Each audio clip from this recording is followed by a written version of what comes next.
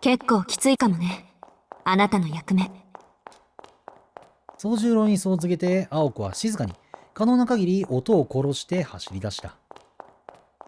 2階のほぼ中心、渦の終点には宗十郎だけが残っている。実を言うと、もう一つ用意しておいた仕掛けがあるの。自分でもやりすぎだって呆れたもんだけど、あなたがここに来るのが遅かったから。ちょっと興に乗っちゃって。ん？仕掛けって俺用の？リスのように首をかしげる宗十郎に、青子はそっと気軽に答えて、伏せておいた最後の切り札を提示した。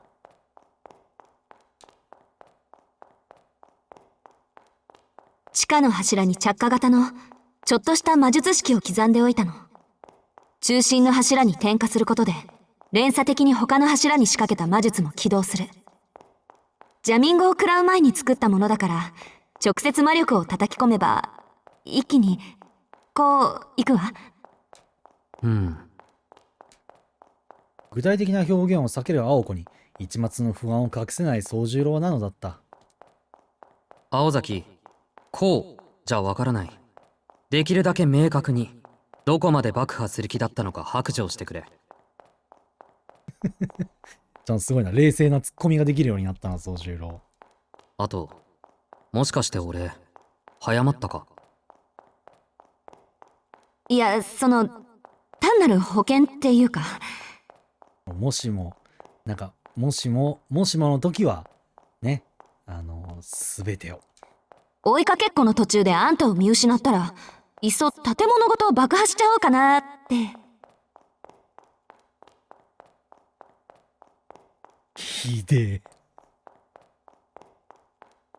何事も徹底しておくものね、と照れ笑いをしながら頭をかく青子。いくらなんでも徹底しすぎてる。そんな青子の暴虐ぶりに宗十郎は状況を忘れて心底からの感想で抗議した。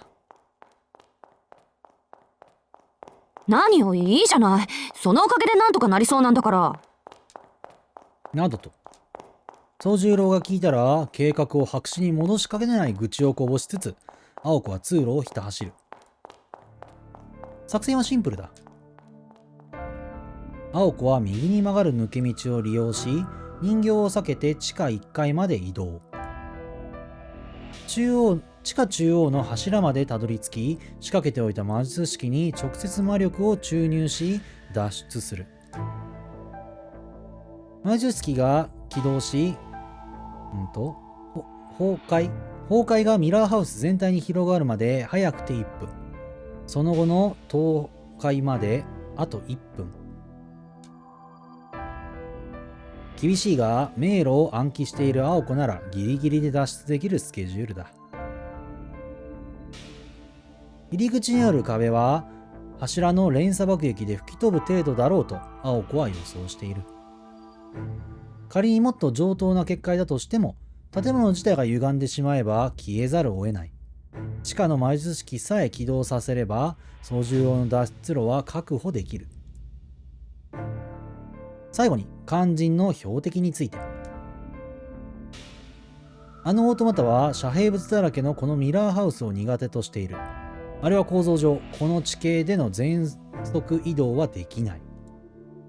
建物が崩壊しだした時に2階の中心付近にいれば10日に巻き込まれてあえなくスクラップだ。なので問題は青子が地下に行くまでいかにして人形を2階に押しとどめておくかということだった。当てにしたからね、しずきくん。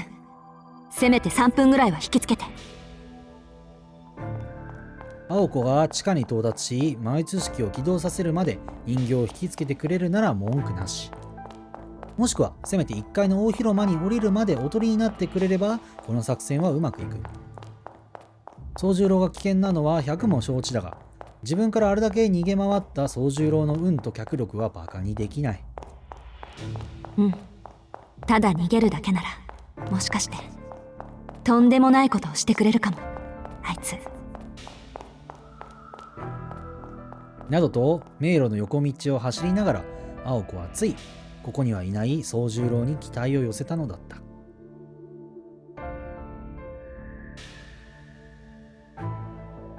一方、そんな青子の声が聞こえるはずもなく、宗十郎は必死の追いかけっこに挑もうとしていた。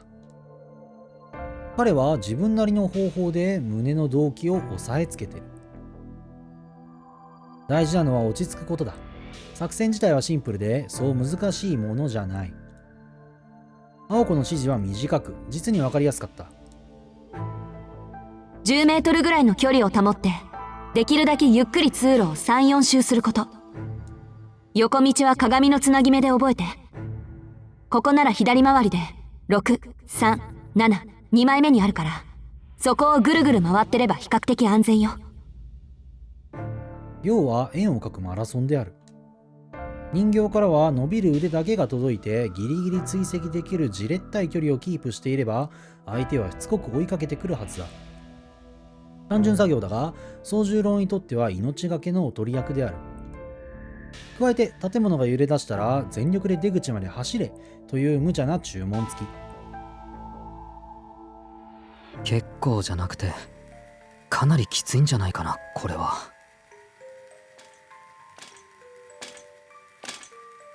怯え怯えのぎこちない動作で宗十郎は曲がり角から顔を出す。突き当たりの曲がり角からは例のオルゴールの音。まずはここで顔を合わせて右側のショートカットを抜けてループ上の鬼ごっこを開始しなくてはいけない。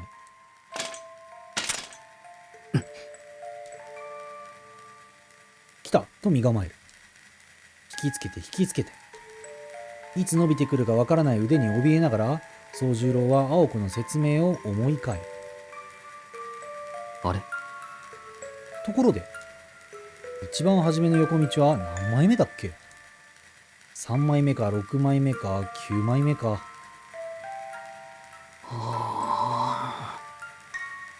違う。なんか全部違う気がする。さっきまでは完璧に思い出せたのに、緊張からか宗十郎の頭はぐるんぐるんに回り始め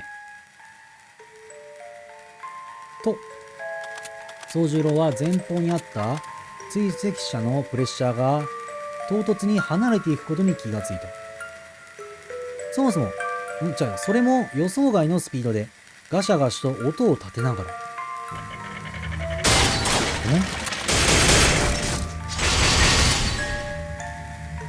何？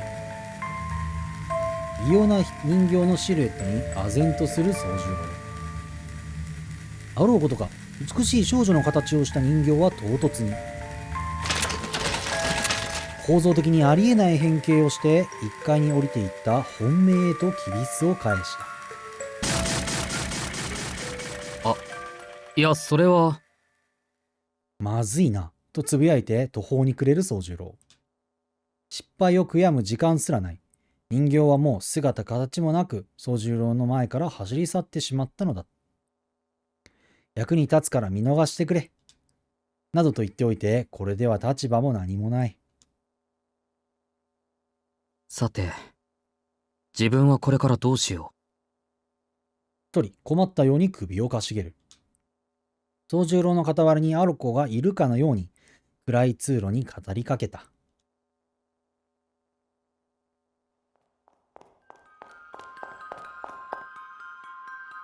同時刻、青子は1階の広場にたどり着いたとき、正しく状況を受け入れた。耳を澄ませるまでもない。このアトラクションが映画を誇っていた頃ですらなかったであろうにぎわい。ハリネズミのお化けが鏡を削りながら退去して迫ってくるような、そんな絶望に似たノイズが聞こえてくる。あのドジ、3分どころか10秒持たないってどういうことよ。時間を稼ぐどころの話じゃない。ほんと、ただ逃げるだけなのにとんでもないことをしてくれやがったと悪態の一つもつきたくなる。複数の足音ってことは二足から多脚に切り替えたのね。反響する何人もの足跡。それだけで青子は迷路を走る6足歩行の巨大な雲を予想した。敵の移動速度が今までとは比較にならないのは当然だ。環境定位による環境把握は暗闇でこそ生きる。鏡の迷路において視力に頼る人間より自動人形は何倍も正確に周囲を把握している。それでも青子に追いつけなかったのは、単に二足歩行では小刻みな方向転換に耐えられなかったからだ。多脚という安定性を持てば、そのスピードは人間をはるかに凌駕する。どうする。混乱する思考のまま迅速に打開策を模索する。はっきりしているのは、ここが勝敗の分かれ目ということだけ。そのまま足を止めていれば10秒ほどで追いつかれる。入り口の壁は今の青子でも小指の1本で解除できるレベルだ。魔術とは言わず魔力を流すだけで中和できる。青子は全力で走り抜けられるのは3分強。スタミナ比べはどう見ても人形に分がある。考えられる選択肢は3つ。1つ、出口は目の前、外に逃げる。2つ、2階より複雑な1階の迷路に身を隠す。3つ、地下に走って袋のネズミとばかりにあの人形に追い詰められる。なんだ、考えるまでもない。決断は瞬きのうちに。立ち尽くしていた両足には確かな力。嵐はもう頭上に迫っている。意を決して少女は眼下の暗闇に向かって走り出した。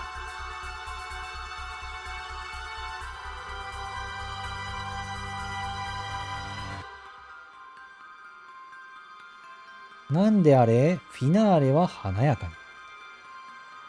鏡の城に最後の見せ場が訪れる。入場者は2人プラス1体。魔法使いの少女は城の心臓部である廊下に走り、自立するアンティークは少女を追いかけ魔のダンジョン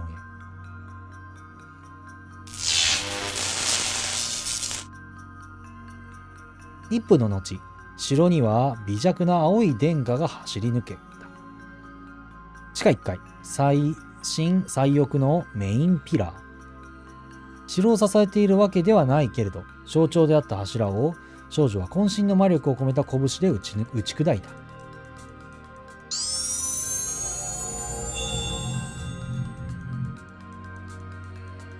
この一撃で鏡の城は崩れ去る。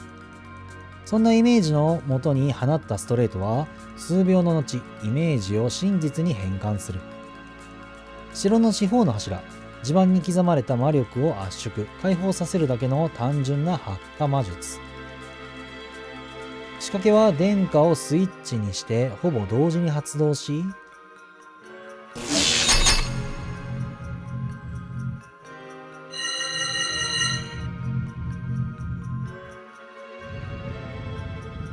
緩やかに、速やかに、2年もの歳月、頑くなに滅びを拒んだ夢の城に、臨終の対が下ろされる。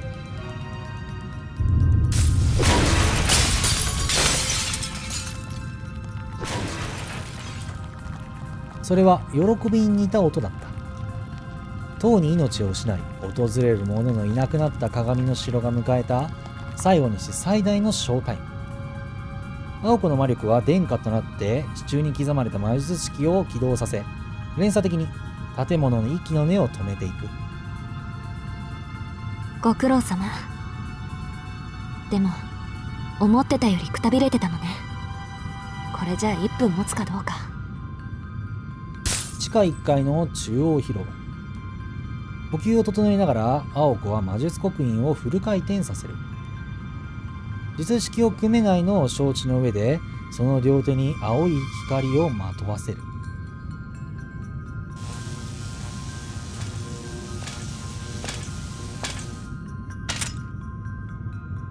乱れた呼吸は簡単には収まらない。地下1階の中心、中央の柱にたどり着くまで、彼女は追跡者に背中を見せることなく走り切ったのだ。100メートル走13秒の瞬足は間違いなく自己記録を更新した。その先に待っているのがこの状況だと承知した上で、あえぐ心臓に鞭を打った。入れば追ってくる。地下に行けば逃げられない。当然よね。最後まで逃げ回ろうなんて虫のいい話だった。反省するわと青子は物言わぬ自分に語りかける。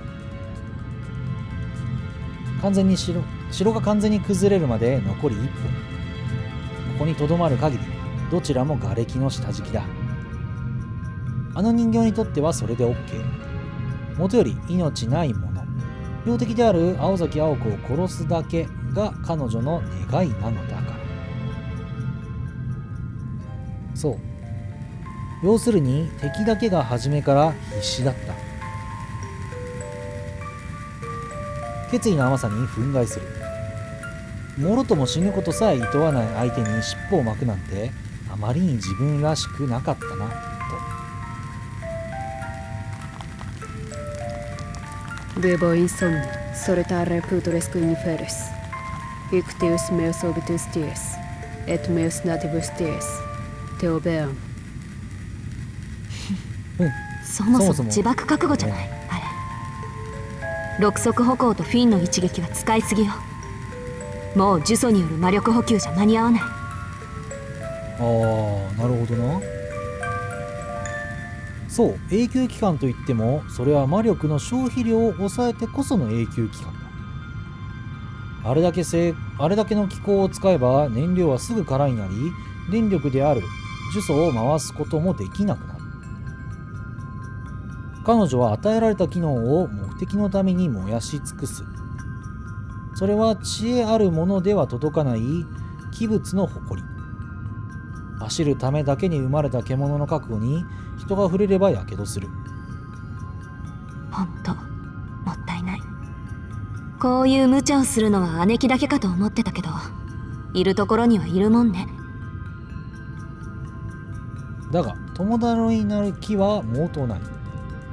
反省は済ませたし、敬意も払ったし、時間もないし、いい加減。行くわよ。ここできっかり。溜まったツケを倍に返してやる。ためにためた力を右足に爆発させる。狙いは一点、正面からの直接打撃。迎え撃つは心臓をわしづかむ呪いの一撃。燃え尽きることは恐れない最大出力の心臓破り。それを視認したのと同時に青子は全力で床を蹴った。長い髪を尾のようになびかせて少女の体は真横に置いた。無理やりな横移動で崩れる体を腕の振りで転ばずに持ち直す。三段が肩をかすめ、呪詛を受けた左肩が白熱する。構わない。どんな不利に体勢になろうとフィンの一撃の直撃だけは回避する。スナップ。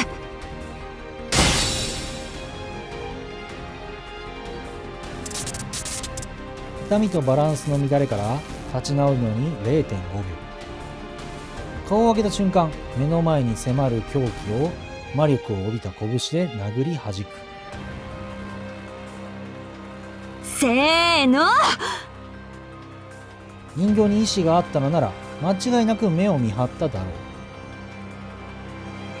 う。共感すべきはその一連動作をしながらも足を止めない彼女の意志の強さだった。クラック。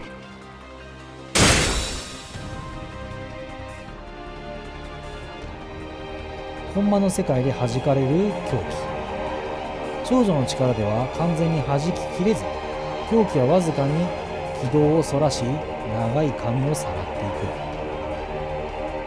Initio eraveramus dum bibimus dolores sunt. Nemo adiuvat, nemo adiuvat, nemo adiuvat. すべてが間違いだったのです。生まれなければよかったのです。誰か私を償って、償って、償って、償って、償って、償って。ジュソは呪いとなって青子から気力を奪う。軽傷か。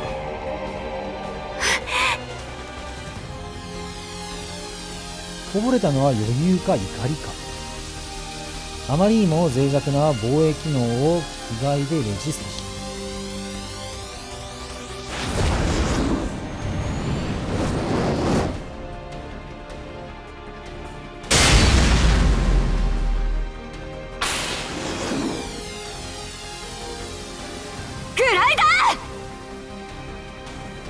魔力を帯びた渾身の右足が人形の胸を打ち上げる。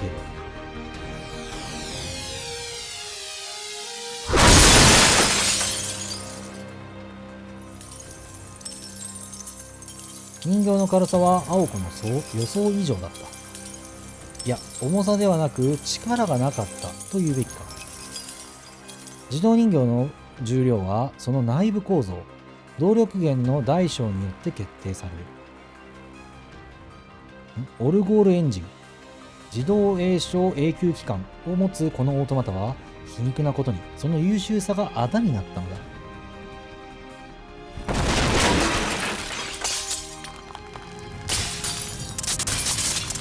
Venite, venite, venite, meum sepulcrum, venite. いらっしゃいいらっしゃい、私の墓穴にいらっしゃい。そうか、防御のことをそんなになんか考えて作られてなかったんやな。そういうことか。かなり攻撃特化のあれだったもんね。呪いっていう効率の良すぎる動力源があるからこそ、なんか仰々しい重々しい機構っていうのが必要なくって、そのおかげでこの人形っていうのはもう軽く脆く作られてるというか、多分そういう感じなんだろうな。だからこそ魔力の帯びた一撃でここまでがっつり一発でここまで行くってことは、本当に防御のことを考えてなかったんやろな。途切れ途切れの呪詛、青子の蹴りと天井への衝撃、とどめに落下の衝撃で人形はほぼ停止していた。内部構造に歪みが生じ、動力源であるオルゴールのドラムが歪んでしまったのだ。恨むなら設計者を恨みなさい。ダイナモの一つでも積んでいればもうちょっとは重たくなったでしょうに。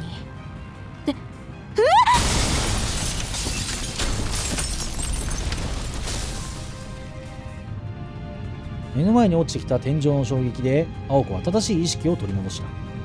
ところで今どうやってぶっ倒したんだろう。オンと首をかしげるほど無我夢中だったので失念していたが、ミラーハウスの倒壊はもう始まっている。こっちのがやばかった。やばいやばいやばいやばい。勝利の余韻に浸っている場合でも同情している余裕もない。このままだと数秒後には同じ運命。青子自身生還できる未来をイメージできないほど状況は壊滅的だ。急げ、ダッシュだ私。それでも最善を尽くそうと頬を叩く。わずか数秒の交戦の報酬。興奮と緊張で乱れた呼吸もそのままに、青子は出口に向かって走り出した。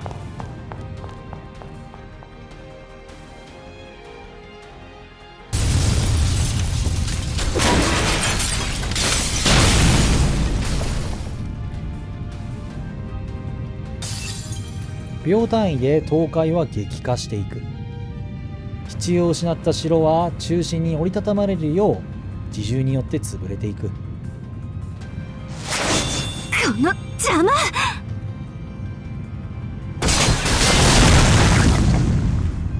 なので地下からの脱出は困難を極めた。迷路を最短最速で突っ切った青子だが、途中崩落した天井に潰されかけたのが一度。立ちふさがる瓦礫で1秒だけ足を止めたのが2度。いや、これで3度目。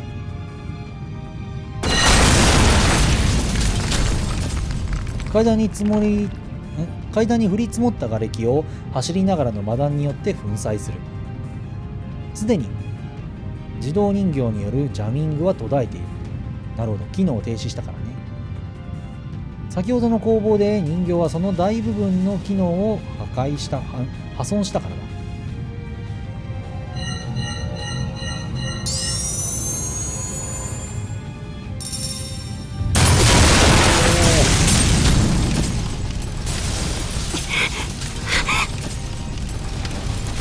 息を飲むように走る。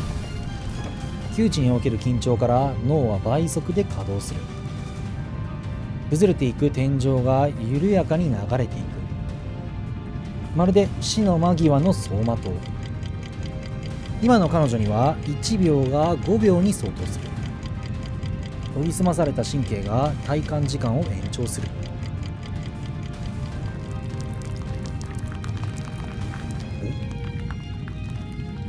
倒壊する地下から崩落する1階へ。青子は瓦礫で埋もれかけた階段を這って登りきった。広間はまだ開けていること自体が奇跡で、肝心の出口への通路は幸運なことにまだ崩落していない。よし、ついてる。入り口通路は地下に沈まない。地下迷路があるのは広場までで、入り口通路は下に崩れようがないからだ。崩れるのは天井だけで、足場は最後まで残るはず。なのでこの運任せの脱出は広場までたどり着けるかの勝負だと青子は自分に言い聞かせて突き進んできた。賭けは彼女の勝ちだ。幸運は青子に味方した。ここからは残りの体力を総動員して脇目も振らず外を目指せば、時間にして 0.2 秒だけ青子は足を止めかける。心の甘さか責任か。脳裏によぎったイメージを振り払って彼女は通路に向かって走り出した。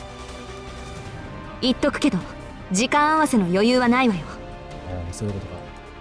そんな上等な作戦じゃないし、お互いできることをやったら最速で出口に向かいましょう。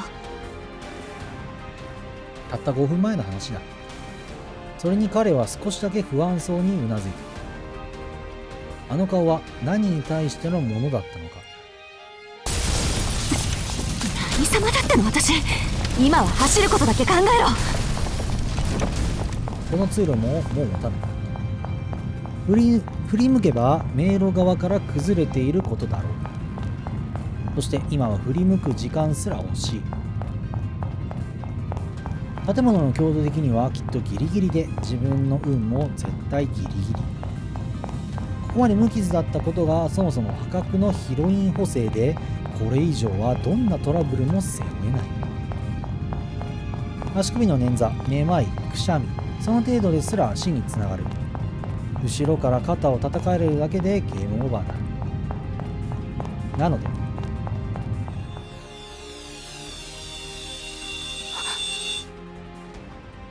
彼女の瞳にははっきりと地下へ落ちる階段の瓦礫から自分を道連れにしようとする死が見え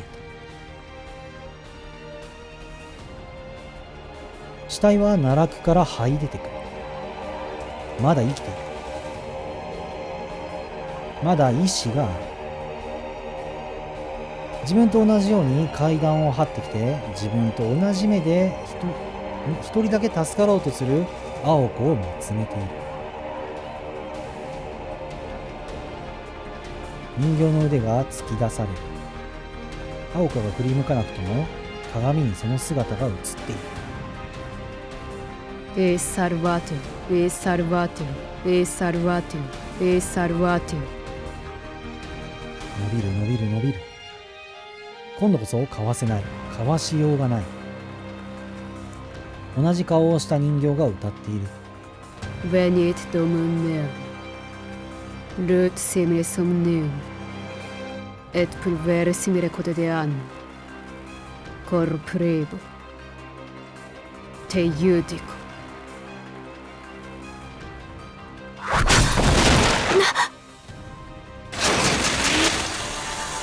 瞬間、青子は我が目を疑った。最後にとんでもない光景を見せられた。しつこいぞお前。彼はムッとした顔で広場にとどまって伸びきった人形の腕を壊していた。怒っている顔が本当に似合わない。手にしている武器は消火器だった。きっと武器になるものを探していつまでも迷路の中に。いや、それよりも彼がまだ広場にいたのは考えたくもないけど、まさかそういう理由なんだろうか。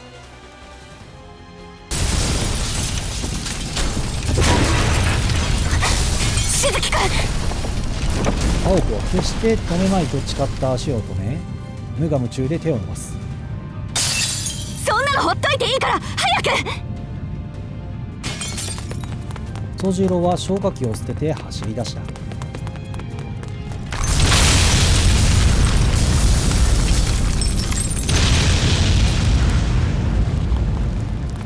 ドミノ倒しに倒壊していく通路の天井。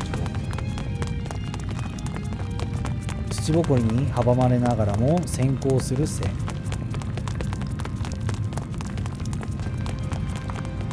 崩れ落ちる通路を全力で走る2人の影。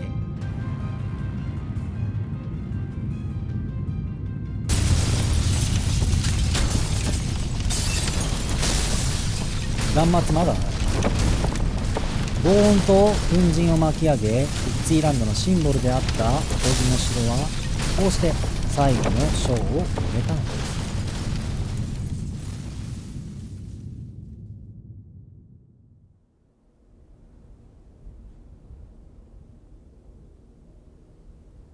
生死をかけたマラソンは終わった。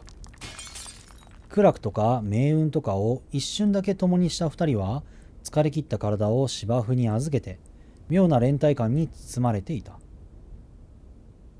耳鳴りはもう収まっている。あれだけ大きかった地響きもこの寂れた遊園地では色を失う。猛落の残響が廃墟に染み込んでいくのを聞き届けながら、青子は隣の人影に語りかけた。ねえ、生きてる？うん。チェ。可愛らしい舌打ちだったが、その真意は物騒なことこの上ない。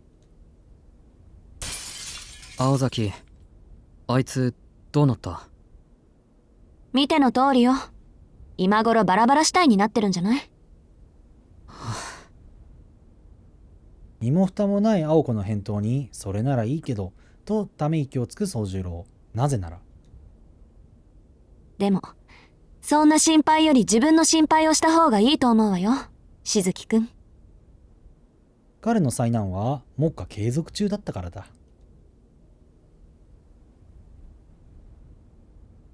青崎、子供の頃はいじめっ子だっただろ。可逆趣味はないって自負してるけど、それで今の自分の立場分かってる？体を起こしてニコリと微笑む青子。口調も表情も優しいのに、なんでゾワッとおかんがするんだろうなと宗十郎はうなだれてみた。面目次第もございません。かしこまってもダメよ。あの提案には大前提があったわよね。これは取引だって。あなたが役に立つのなら見逃してあげるっていう。分かってる。だから面目ないって言ってるだろ。宗十郎はこれ見よがしに顔を背けた。うんと子供のように子供のようにふてくされる。そのすねっぷりに面食らう青子。おそらくではあるが、宗十郎は青子にではなく自分に対して怒っているのだ。青子に見逃してもらえないことより役に立てなかったことが悔しかったと。つい本日何度目かのため息を青子は漏らした。目の前の少年のお人よし加減とその長所を認めてしまった自分の甘さに呆れてしまう。じゃあ覚悟はできてるの？そんなのはできないけど、約束だからな。結局は何もしていないし。静かに青子は期待したことは何一つ。けど、と青子は崩れ去ったミラーハウスを一別した。おとり役を見事に失敗し、途方に暮れた彼は何を選択したのか。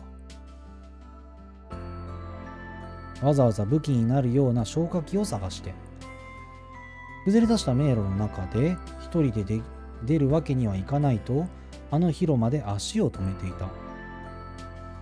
それはためらうことなく出口を目指した彼女とは真逆の、あまりにも愚かな選択だ。ま、それでよしとするか。甘いなぁと呆れながらも満足する。だって救われたのは事実だし。あの状況で待ち続ける勇気はたとえ1秒だけだとしても称賛に値すると彼女は内心微笑んだ。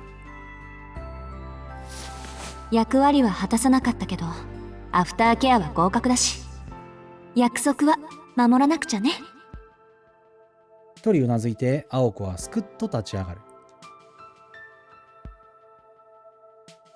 約束は、いつか守ってもらうとして。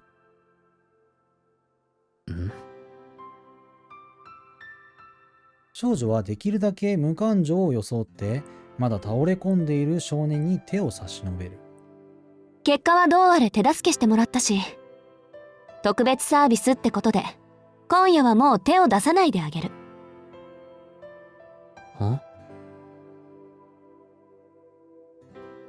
照れくさそうに顔をそらす少女。かわいい。その横顔はあの日のものとは違っていたけれど、紛れもなく少女がこの町に来て初めて見入った鮮やかな少女の顔だった。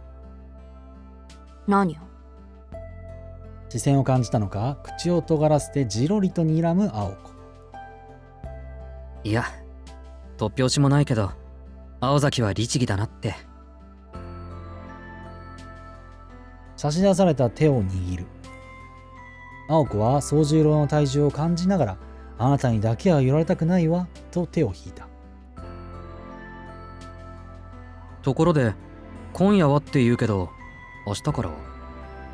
さあ、その時になったら考えるわ。自分でもなんだかなと肩をすくめる青子。その仕草がおかしく宗十郎も笑ってしまう。共に視線をくぐり抜けた連帯感とか、束の間築かれた友情とか、それらが今夜限りのものでも二人を包み込む空気は和やかで優しいものだった。いろいろあったけど、真冬の夜の悪夢はこれでおしまい。二人はそれぞれの窮地を乗り越え、鏡の国を後にする。けれどその前、随分と身勝手ね。それはあなた一人で決めていいことだったかしら、青子。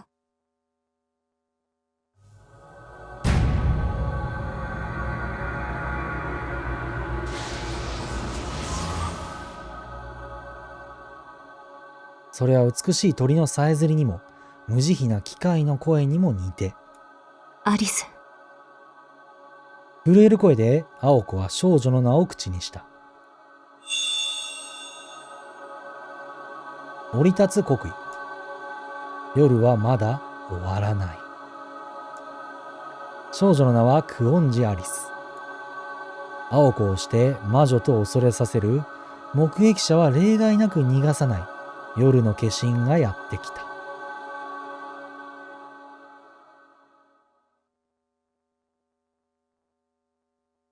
おーという感じでござんすよ。